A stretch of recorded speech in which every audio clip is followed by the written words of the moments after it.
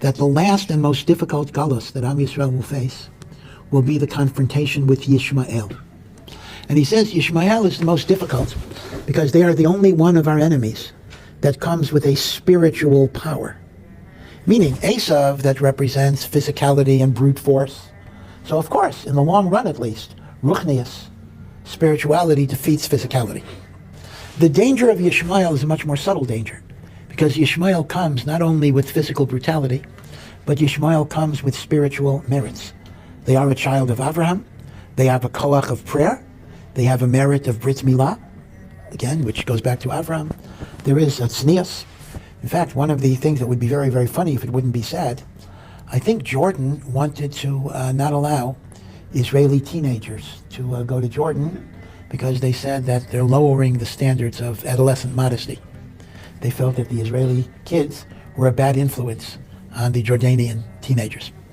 Again, it would be funny if it wouldn't be sad, but okay. So that raises the question that you're raising again, which is very perplexing, and that means because they have these merits, they can pray for bad things, and there's a certain power in their prayer. هناك شيء يجب أن نقوله هنا.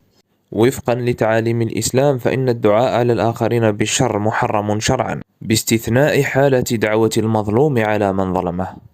قال تعالى: لا يحب الله الجهر بالسوء من القول إلا من ظلم وكان الله سميعا عليما. Indeed, this is very, very clearly the case. If you think about this, the enemy of Yishmael, that Yishmael represents, is an enemy that cannot be defeated by conventional methods. There's no way to stop it, meaning there is no logical way of stopping people who are willing to die for their cause. What, they're threatened with death? Bring it on, gesundheit hate. That's what I want. You see, the Nazis, I have to say, at a minimum, if you can say something good about the Nazis, is that they were cowards. So when a Nazi thought he would be killed, starts negotiating when they saw that the end was near.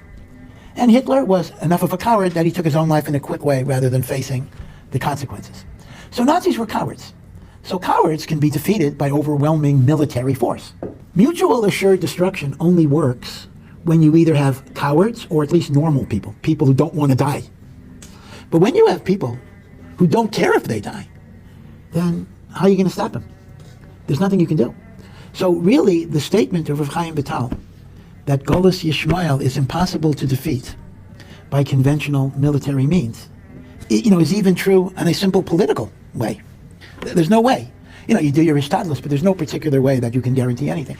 So the dilemma is we need spiritual ways of defeating them. And yet we do find that prayer is such a miraculous power in the universe